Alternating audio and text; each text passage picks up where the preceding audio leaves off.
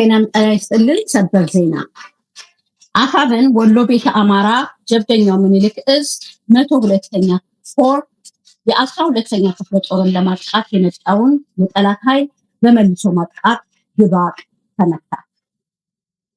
ጠላት ግንቦት 7 ቀን 2018 ዓ.ም በሰሜን ወሎ ዞን በራያ ቆቦ ከተማ በቅርብ ርቀት በአዲስ ዓለም በርና በስንደዶ በር የ12ኛ ክፍለ ጦርን ከበባ ውስጥ ለማስገባት በሁለት አቅጣጫ ሙከራ ቢያደርግም ሳይሳካለት ውርደትን ተከናንቦ ተቀጥቅጦ ተመልሷል።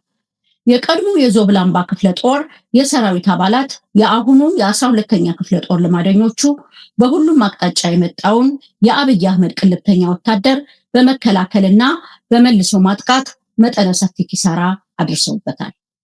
በአርበኛ ሀብተ ማርያም መንበሩ የሚመራው የ12ኛ ክፍለ ጦር በሻለቃ በመከፋፈል በሁሉም አቅጣጫ የመጣውን የጠላት ቅጥረኛ ወራሪ ኃይል ቀድሞ ገዢ ቦታዎችን በመያዝ በሞርታርና በድሽቃ እንዲሁም በመትረየስና በስናይፐር አይቀጡ ቅጣት በመቅጣት ሰብአዊና ቁሳዊ ኪሳራ አድርሰውበታል።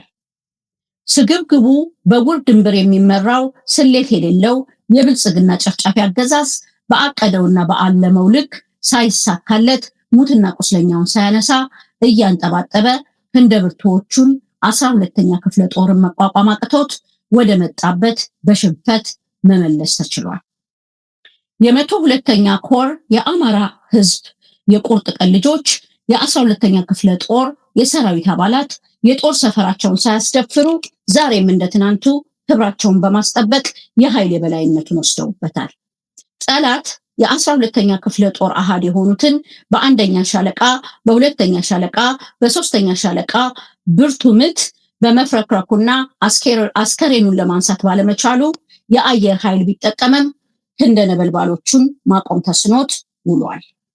በመጨረሻም የአማራ ፋኖን ጥቃት መቋቋም ያቃተውና ቤተክርስቲያን በማውደም የሚታወቀው አገዛዝ ሆርማት ሆኖ በግምት ባስወነጨፈው መድፍ በዋጃ ከተማ የቅርብ ርቀት በተለምዶ ዋልካ መንደር ተብሎ በሚጠራው አካባቢ 2 ሲቪልና 6 ከብቶችን ገድሏል። መዳረሻው ድልና ነፃነት የሆነው የአማራ ህዝብ የህልውና ተጋድሎ ተጠናክሮ ይቀጥላል ሲል የ102ኛ ኮር ህዝብ ግንኙነት መምሪያ መረጃውን አድርሷል። ህልውናችን በተባበረ ክንዳችን። የአፋብን ምስራቅ አማራ ምኒልክ እዝ ህዝብ ግንኙነት መምሪያ ግንቦት 7 2018 ዓ.ም